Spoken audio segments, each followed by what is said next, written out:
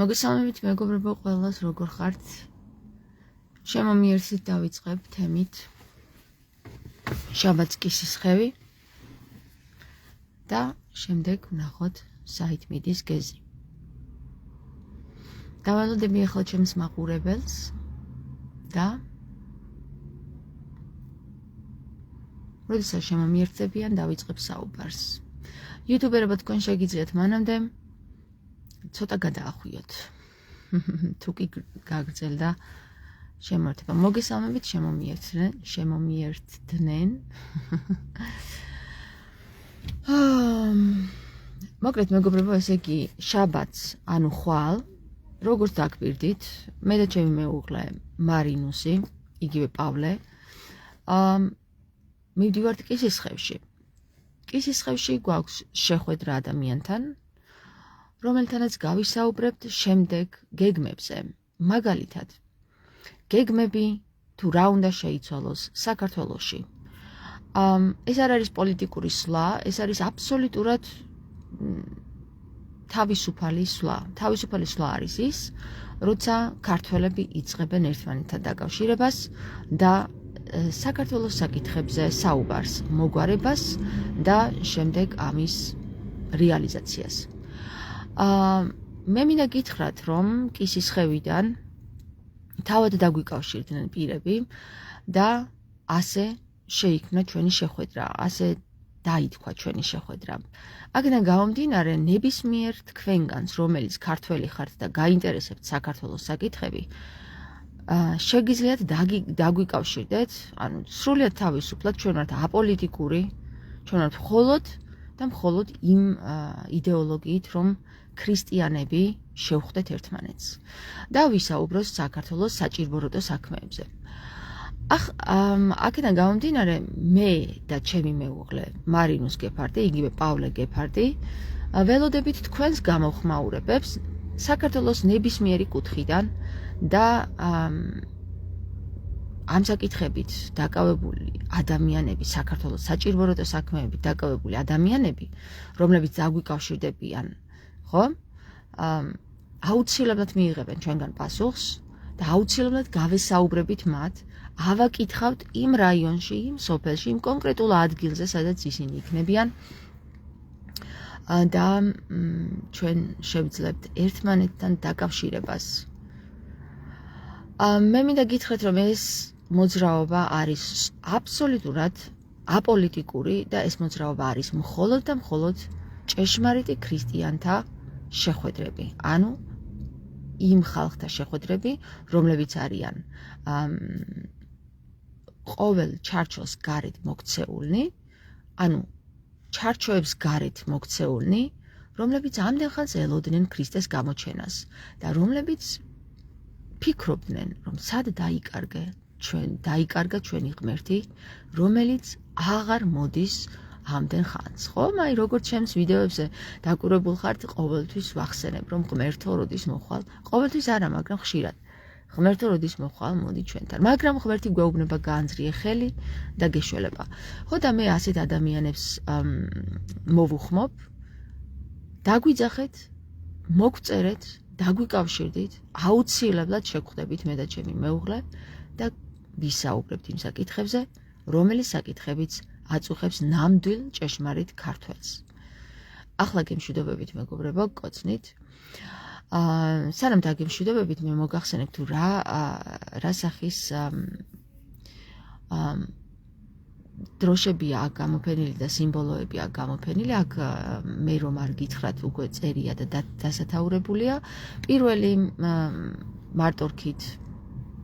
მარტორქიანი ცხენით, უფრო ერთქიანი ცხენით დავით აღმაშენებლის დროშა არის, რომელიც თავისი სიმბოლოებით ასახავს იმას, რომ ამ პერიოდში უკვე იცნობდნენ ენოქის წიგნს, ენოქის წერილებს და ამ წერილებზე ამყარებდნენ თავის სიმტკიცეს. შემდეგ ქვემოთ არის თამარ მეფის დროშა, წითელი და შავი უჯრებით, უბრალოდ და ეს დროშა თამარის დროს იყო გამოყენებული, თუმცა მე არ ვარ იმდენად მომხრე ამ დროშას. შემდეგ ოდიშის სამთავროს დროშა, ეს არის უკვე მე-18 საუკუნე ძალიან კარგი სიმბოლო აგზეთ, ეს არის მტრედი, მშვიდობის მტრედი, სამების აღნიშნული სიმბოლო და მის ქვემოთ არის ხელის მტევნის სიმბოლო, რომელიც გამოიყენებოდა მე-14 საუკუნეში.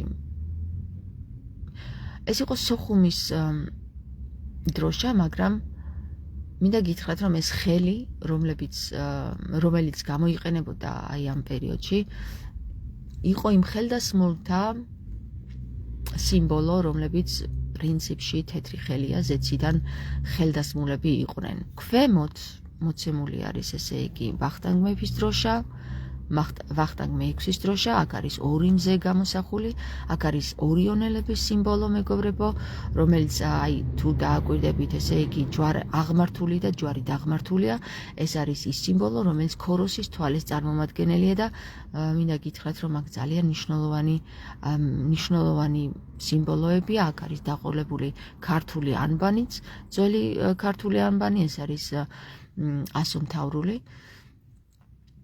და ჩვენ აუცილებლად უნდა მივმართოთ თამარ, ესე იგი, აღიარებ ენუქის წიგნს, სოფიო კირკიდაძე. რა თქმა უნდა ვაღიარებ.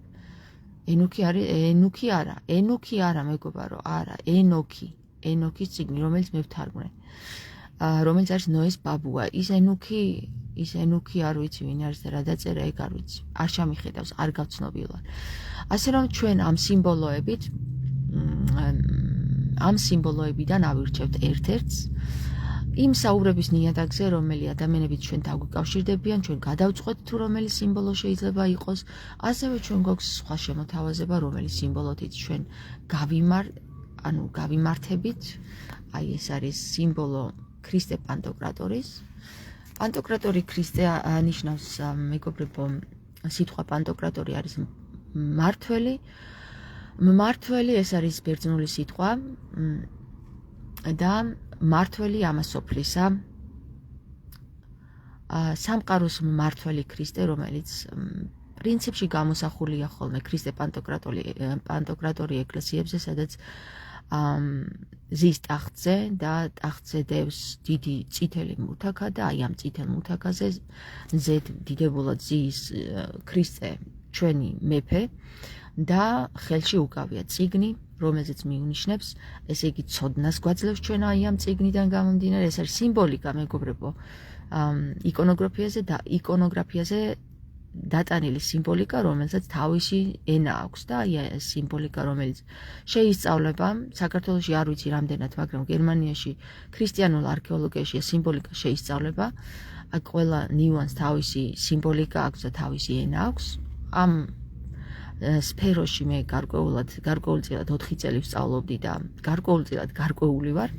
აქედან გამომდინარე, შეგიძლიათ დამერწმუნოთ, რომ ქრისტე პანტოკრატორი, რომელიც არის ქრისტე მმართველი, ქრისტე მბრძანებელი და რომელზეც არის წერილები, რომ ეს იქნება ბოლოჟამის სიმბოლიკა და მართლაც ბოლოჟამის სიმბოლიკად უნდა იქცეს ქრისტე პანტოკრატორი. ჩვენ აი ამ ქრისტე პანტოკრატორი თუ არ გამოვრიცხავთ აქ რუსულ ტექსტს, რომელიც წიგნში არის ჩაწერილი, ეს ახლა არ ვიცი ზუსტად რომელმა ხელოვანმა დაწერა ეს ხატი, მაგრამ არსებობს უძველესი ქრისტე პანტოკრატორი, რომელიც არის ბერძნულ ეკლესიებზე განსაკუთრებით არის ესე იგი საბერძნეთის რომელიღაც კუნძულზე პანტოკრატორის სახელობის ეკლესიაში მოთავსებული, აი იქ არის ძალიან ლამაზად გამოსახული ქრისტე. ჩვენ ამაზე ვიმუშავებთ, მეგობრებო, თუ წერი ვინმე ყავს ჩვენ ჯგუფში, შეგიძლიათ დამიკავშირდეთ, ჩვენ ამ ხატს აუცილებლად ახლიდან დავწერთ რუსული ტექსტის გამორიცხვით, ანუ რუსული ტექსტი ჩვენ არ გვინდა. აქ ძალიან კარგად არის, ესე იგი, ასახული მთელი სამყარო, პლანეტები, ესე იგი, მთელი სამყარო არის, აქ მხოლოდ დედამიწა არ არის. დედამიწაზე ზის ქრისტე და აი ეკლესიის თავზე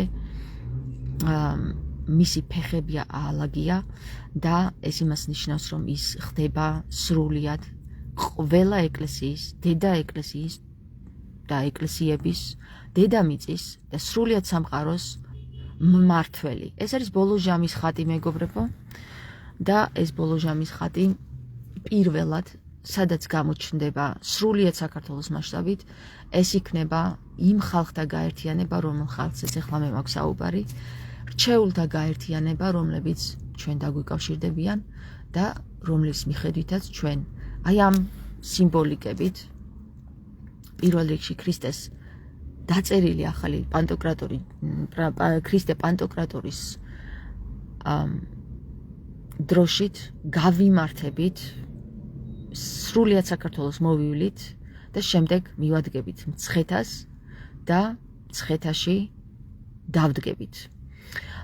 იმ მიზეზით, რომ ჩვენ ვარსებობთ და ჩვენ უნდა დაგვინახოს სრულიად სამყარომ, სრულიად საქართველომ, სრულიად აბსოლუტურად დედამიწაზე არსებულმა სახელმწიფოებმა და ჩვენ თუ ვართ, გამოვჩდებით, თუ არ ვართ, ვერ გამოვჩდებით. ასე რომ ნებისმიერი ის რჩეული, რომელიც არის მოწოდებული ზეციდან, აუცილებლად ერთად შეიკრება და აუცილებლად ქრისტე პანტოკრატორის სიმბოლიკით, დროშით აღმართული გაიმართება იქ, სადაც ქრისტეს კვართი არის. აი ამ ადგილზე სუსტად ქრისტეს დავუბრუნებთ თავის კვართს და ქრისტე აღდგება თავისი ძლიერებით. მადლობა მოსმენისთვის, მეგობრებო, მე გელოდებით ყველას ნებისმიერი საქართველოს ნებისმიერი კუთხიდან, კავკასიის ნებისმიერი კუთხიდან დაგვიკავშირდით, ჩვენ მოვალთ, ჩვენ ვისაუბრებთ, ჩვენ გავერთიანდებით, ჩვენ ვიქნებით ქრისტეს ძალა. ახლა გემშვიდობებით, მომავალ შეხვედრამდე.